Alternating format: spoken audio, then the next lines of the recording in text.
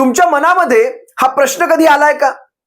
जगातला सगळ्यात मोठा पक्ष जो सध्या वन नेशन वन इलेक्शनच्या गमजा मारतोय, बाता मारतोय, पण साध्या मुंबई विद्यापीठाच्या सिनेट निवडणुका घ्यायला घाबरतोय. नेमकं असं काय होत असेल? जगातला सगळ्यात मोठा पक्ष, एवढे खासदार, एवढे आमदार, एवढे सदस्य, पण साध्या मुंबई विद्यापीठाच्या सिनेट निवडणुका 3 वेळा पोस्टपोन केल्या, 3 वेळा पुढे ढकलल्या. नेमकं काय कारण असेल?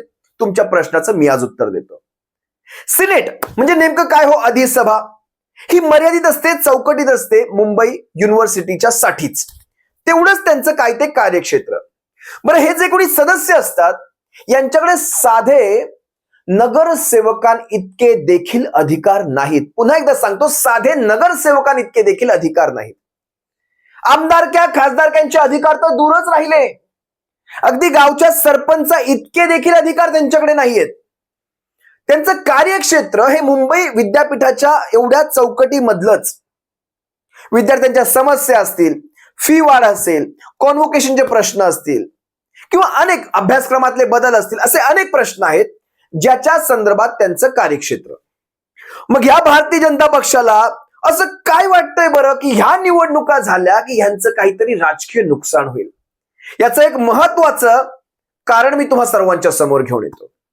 मुंबई विद्यापीठ याचा घेरा तुम्हाला सांगतो, याचा पसारा तुम्हाला सांगतो. याचा पसारा आहे अगदी कोलाब्यापासून, नरिमन पॉइंट पासून दक्षिणेमध्ये तळ कोकणामध्ये सावंतवाडी पर्यंत. ह्या कोकण पट्ट्यामध्ये लक्षात घ्या मी काय सांगतो. ह्या कोकण पट्ट्यामध्ये विधानसभांच्या जवळपास 80 जागा जातात. 80 जागा, ज्याच्यामध्ये पालघर येतं, ठाणे येतं, रायगड येतं, रत्नागिरी, सिंधुदुर्ग आणि संबंध मुंबई पट्टा. एकट्या मुंबईतनं विधानसभेच्या 36 विधानसभेच्या जागा जातात, लोकसभेच्या 6 जागा. आता लोकसभेच्या निवडणुका झाल्यात त्यामुळे त्याचा विषय मी जास्त घेत नाही, पण विधानसभेच्या 80 जागा जातात. आता ह्या 80 जागांवर आणि ह्या 10 सिनेटच्या निवडणुकांवर नेमका ह्यांचा संबंध काय एकमेकांशी? म्हणजे या 10 जागा जिंकल्या म्हणजे या 80 जागा जिंकल्या जाणार का? तर असं बालिशपणाचं विधान आम्ही कधीही करणार नाही. असा काय झांगडगुत्ता आहे बरं? या 80 जागांचा आणि या 10 जागांचा नेमका संबंध तरी काय? बारीक आहे का? हा भारतीय जनता पक्ष सर्वेमध्ये फार पटाईत आहे. कायम सर्वे घ्यायचे. नुकत्याच झालेल्या सर्वेप्रमाणे या सिनेटच्या सर्वेमध्ये भारतीय जनता पक्षाला एक गोष्ट चांगली चुमगली की आपल्याला मुंबईच्या या निवडणुकीमध्ये, विद्यापीठाच्या निवडणुकीमध्ये 10 पैकी एकही जागा मिळत नाहीये. बरं, ह्याच्यातून काय नुकसान होणार आहे? सिनेटच्या निवडणुका आहेत, युनिव्हर्सिटी पुरत्या मर्यादित आहेत, त्याचा आपल्याला काय त्रास होणार आहे? होऊन जाऊ दे निवडणुका वेळेवर, कारण कोर्टाचे आदेश तसे आहेत, कोर्टाने ह्यांना झापलेलं आहे. तेव्हा कुठे जाऊन या 22 सप्टेंबरच्या निवडणुका लागल्या होत्या, पण तसं झालं नाही. याचं कारण लक्षात घ्या. या 80 विधानसभा क्षेत्रांमधनं मुंबई विद्यापीठाचे हे 10 सिनेटचे सदस्य मुंबई युनिव्हर्सिटीत जाणार आहेत, बरं का? आता याचा काय संबंध?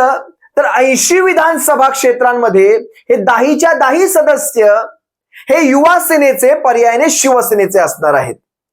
याच्यामध्ये ज्या बातम्या होणार की कोकण पट्ट्यामध्ये, मुंबईमध्ये, मुंबई विद्यापीठामध्ये शिवसेना मजबूत, शिवसेनेला घवघवीत यश, शिवसेनेने आपले गड राखले, शिवसेना कोकणात असेल म्हणजे रत्नागिरी असेल, सिंधुदुर्ग असेल, रायगड असेल, पालघर असेल, ठाणे असेल आणि मुंबईचा संबंध पट्टा असेल, यामध्ये शिवसेनेच्या, युवा सेनेची घवघवीत कामगिरी, उत्तुंग कामगिरी.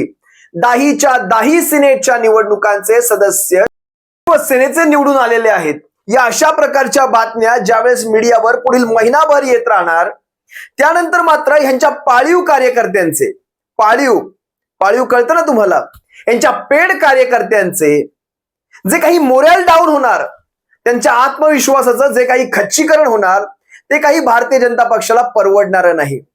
कारण ह्यांच्या पाळीव कार्यकर्त्यांचं मोरल पुन्हा वर आणायचंय, त्यांचा आत्मविश्वास पुन्हा वाढवायचा असेल, कमीत कमी 2-3 महिने जाणार.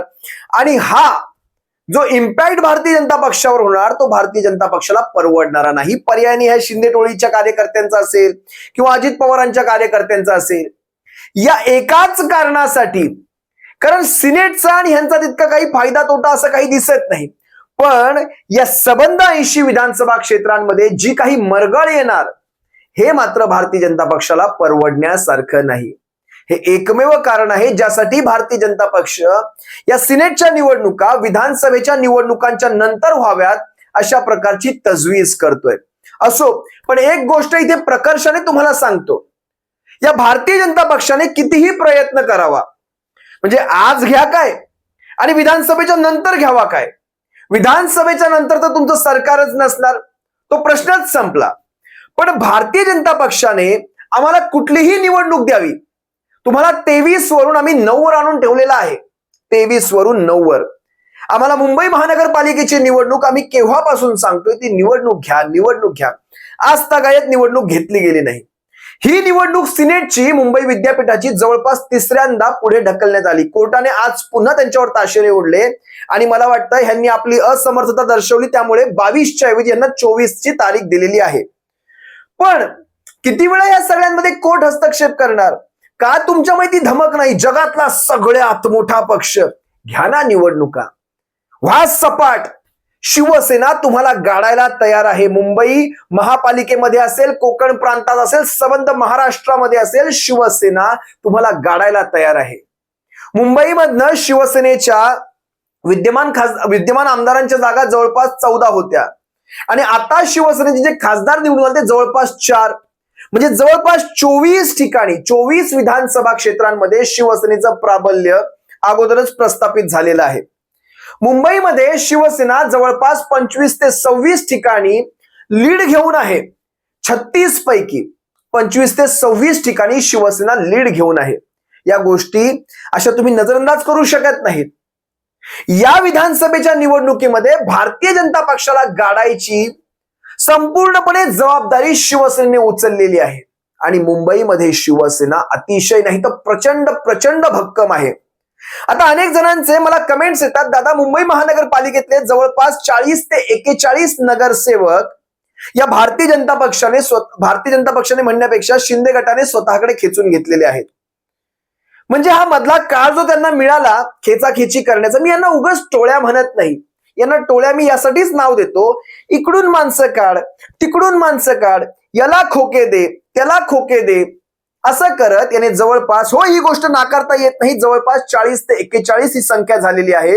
शिवसेनेच्या 93 नगरसेवकांपैकी यांनी जवळपास 35 एक आजी, आता तेही आजी नाही राहिलेत म्हणा, 2-2.5 वर्ष झाली महापालिका टर्म होऊन, आणि काही माजी म्हणजे 2018च्याही अगोदरचे काही नगरसेवक, अशा प्रकारचे 40-41 आणि इकडून तिकडून घेतलेल्या नगरसेवकांची संख्या जवळपास 75च्या आसपास आहे.